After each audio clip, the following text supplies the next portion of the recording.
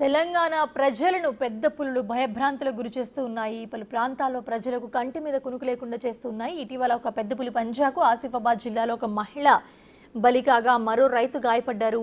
ఈ నేపథ్యంలో tiger రిజర్వ్లు governing body గ్రామాల తరలింపు ప్రక్రియను వేగవంతం చేసేందుకు నిర్ణయించింది. తొలుత కవ్వాల్ టైగర్ రిజర్వ్లో ఒక గ్రామాన్ని, ఆమ్రాబాద్ టైగర్ రిజర్వ్లో 4 గ్రామాలను తరలించేందుకు అధికారులు ప్రణాళికలు సిద్ధం చేశారు. అయితే ఎటకెలకు చూసుకుంటే మాత్రం పెద్ద పులుడు సహా ఇతర వన్యప్రాణుల దాడిలో మనిషి మరణిస్తే బాధిత కుటుంబానికి 10 లక్షల రూపాయల పరిహారం చూస్తున్నాము. అయితే దీన్ని 20 లక్షలకు పెంచే ప్రతిపాదనను గవర్నర్ బాడీ దాదాపుగా ఖరారు చేసినట్లుగా తెలుస్తోంది.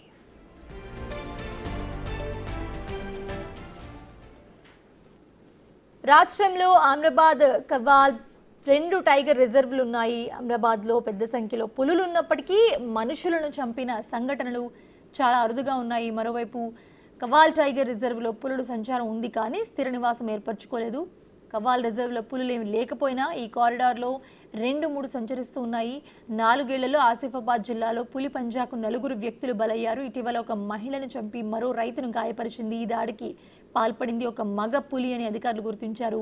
దాడి చేసిన పెద్ద పులి తర్వాత సిర్పూర్ మండలంలో ఇటిక్యాల్ పహాడ్లో వైపు వెళ్తున్నట్లుగా అధికారులు గుర్తించారు. ఇటిక్యాల్ పహాడ్లో 50 నుంచి 60 ఆవాసాలు ఉన్నాయి. అక్కడ ఈ గ్రామాన్ని రక్షిత అటవీ ప్రాంతం నుంచి తరలించేందుకు అధికారులు ప్రయత్నాలు మొదలుపెట్టారు.